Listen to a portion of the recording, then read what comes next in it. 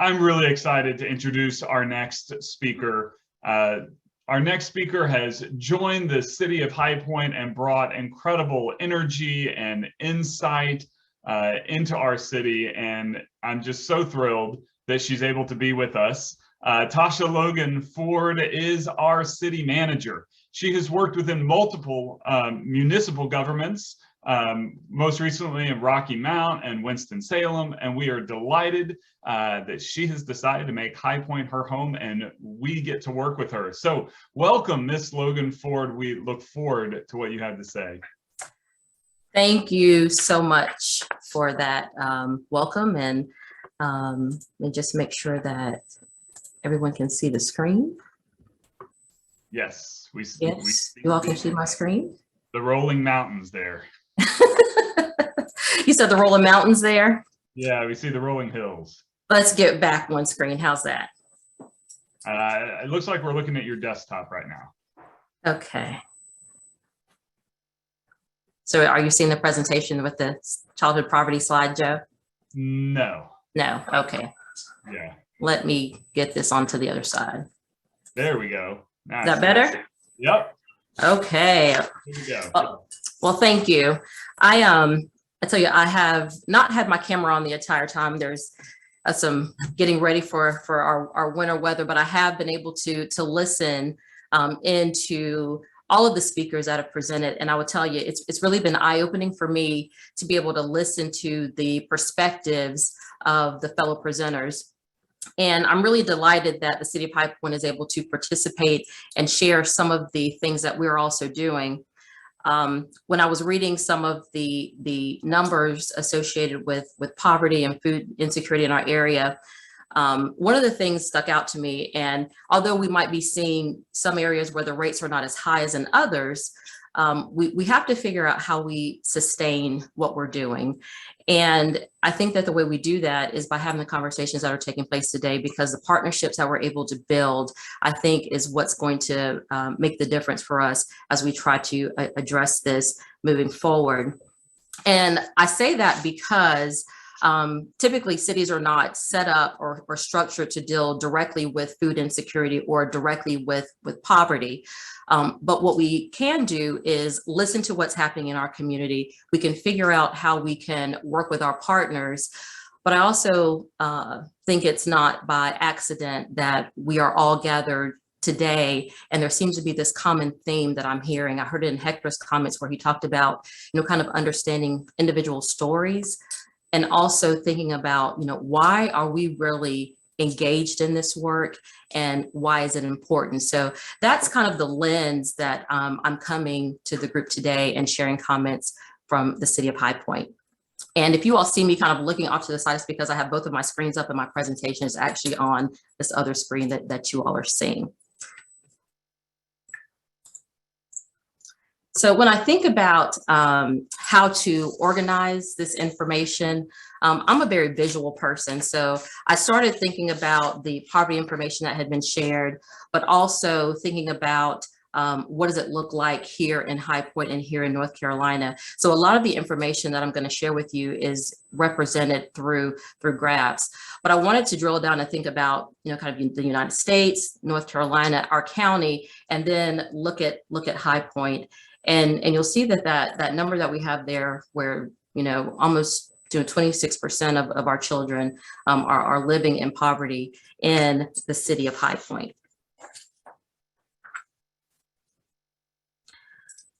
When we think about where those areas are, this map shows that where the concentrated areas of poverty are within our city.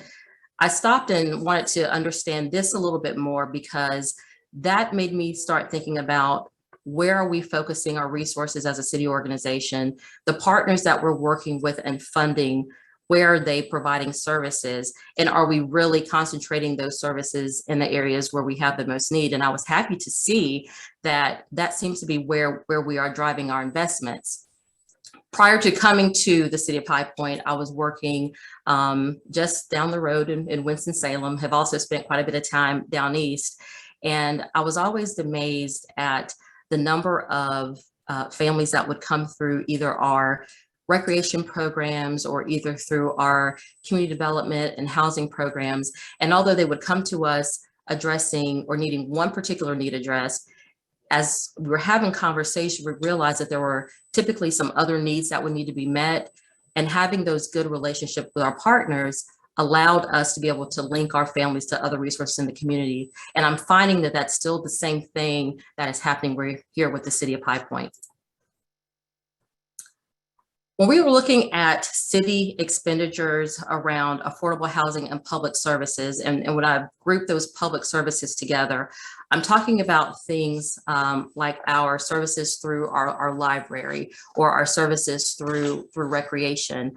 We are focusing most of those resources in the areas of highest need. Based on those areas on the previous map, the census tracts with the highest priority levels. When I overlay those with where we are spending the bulk of our federal dollars that we get that are coming in, it is in those same areas. So I think that in terms of how we're thinking about programming, we're trying to make sure that those resources are being used in the area of the highest need. When you think about our city organization, we have roughly 1,400 employees. Most of those are in our areas around utilities and public safety of police and fire. But the departments that are most heavily involved in building the partnerships and initiatives to address poverty are a little bit smaller, but they may be small in number, but with our partnerships, I believe that we're making a significant impact. So I have listed here those departments that are primarily involved. It's our library, our community development department, and some of those staff members are on Parks and Recreation, Economic Development. Our Human Relations Division is involved with that as well. And we also, last year, have a division that's starting to look at issues around diversity, equity, and inclusion in this community. So I believe that we will be able to have a more meaningful impact and a concentrated impact in our community as we're moving forward. There's a project that you see listed here. We've had quite a bit of publicity around this project. It's called High Point on the Rise. This is a grant to enhance our existing greenway system and also do street improvements.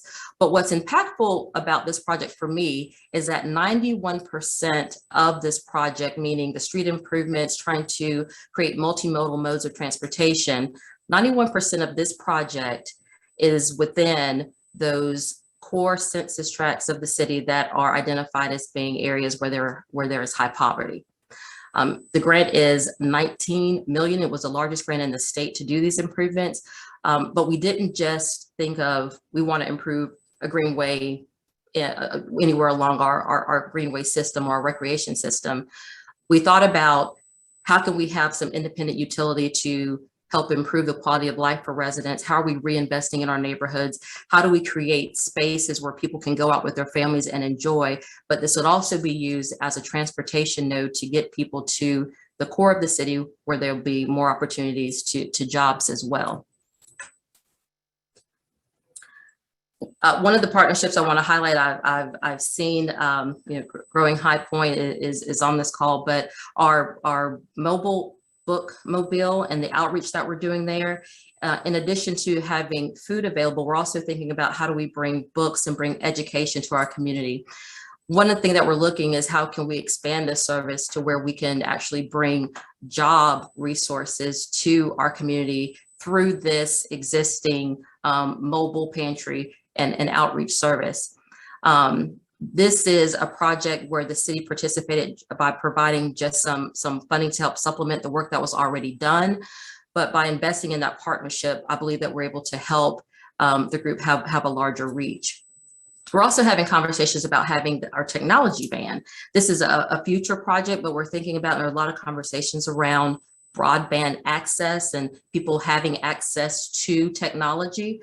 But this van would be providing that wireless access where we can actually help people, send emails, job searching. When I was listening to the conversation around filling out for emergency rural assistance, if we're able to launch this technology van, it may be that in addition to just having a service available at the courthouse, we can talk about how do we make it available with this mobile technology van and start meeting residents in the neighborhoods where they are, so they don't have to travel to services, but we're better positioned to be able to bring services to them.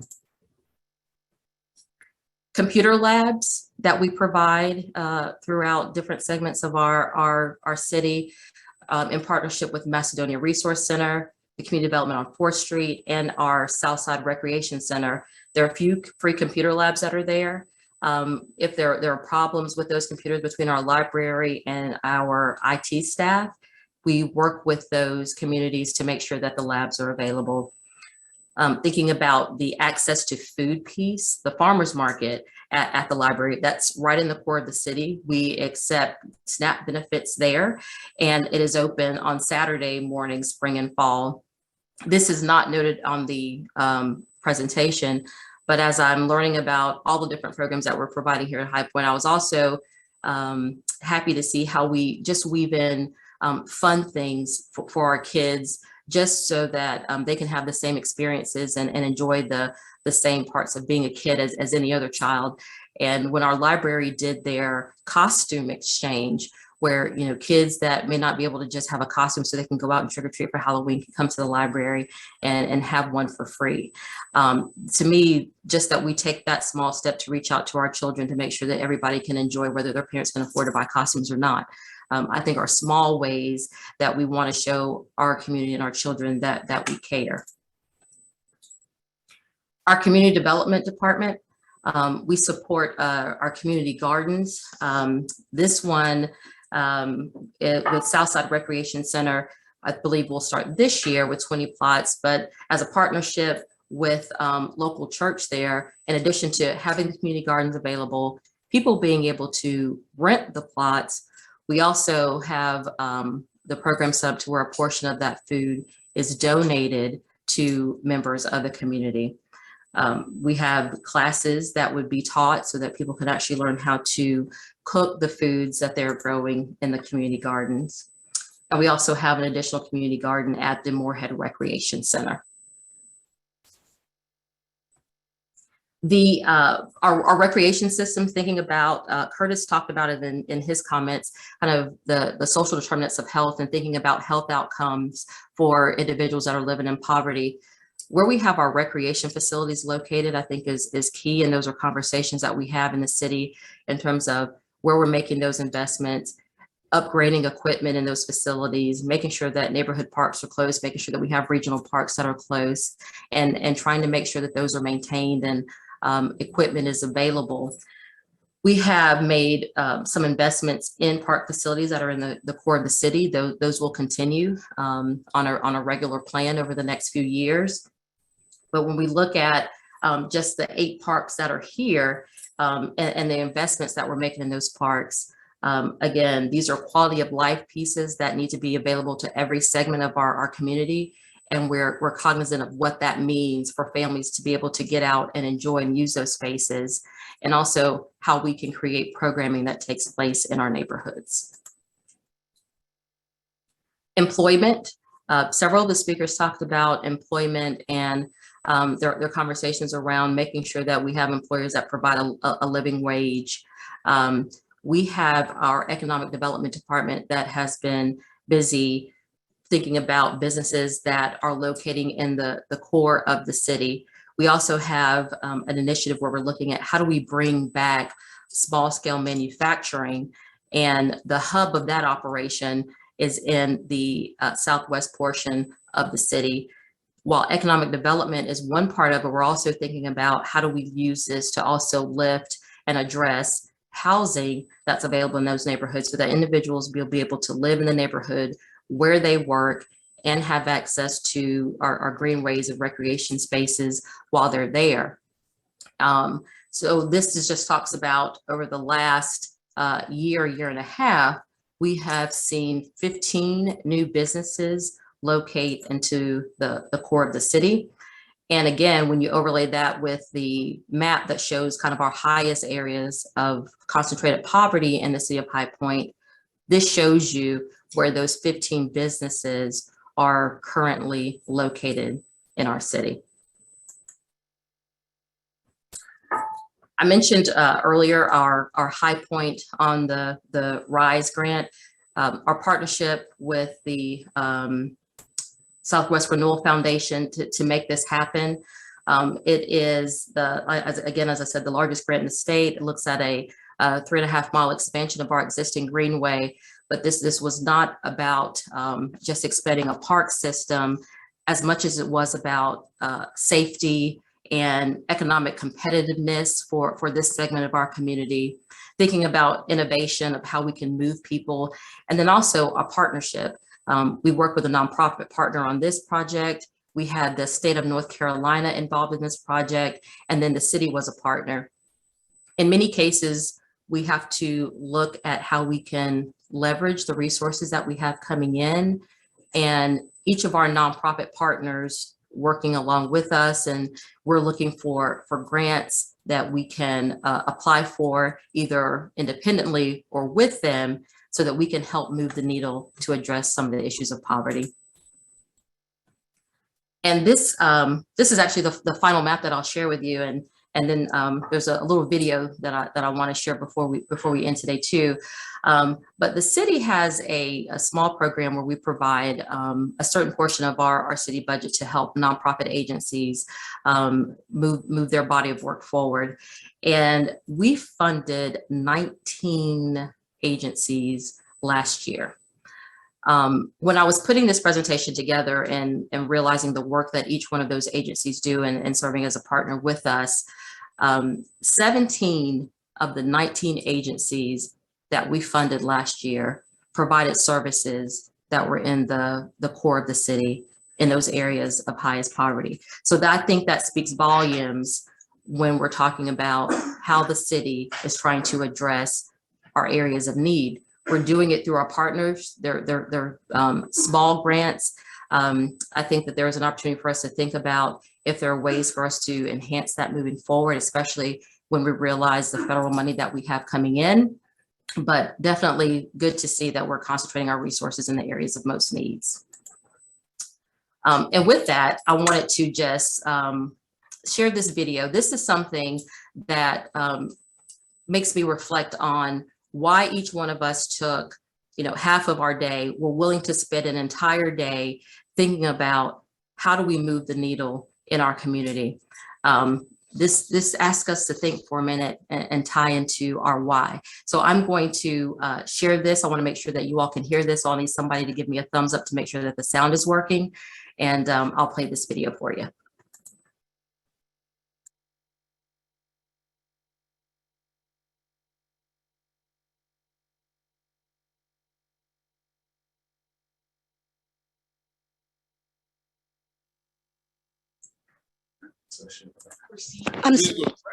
Yes, sir. All right, so let me get a couple bars of like Amazing Grace. Can you do the first part of that? Go ahead.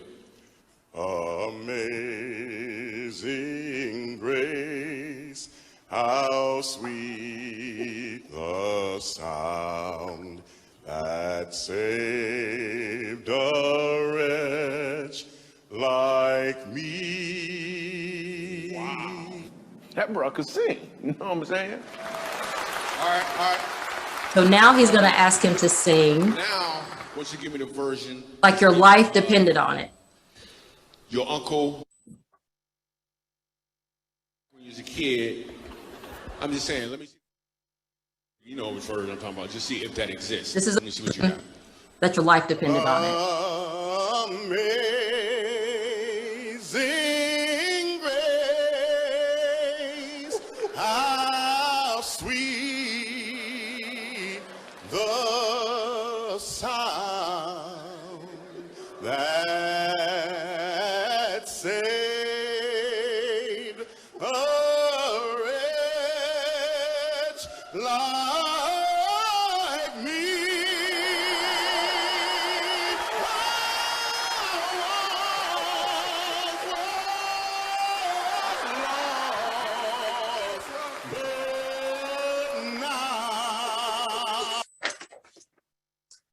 So that's how you sing.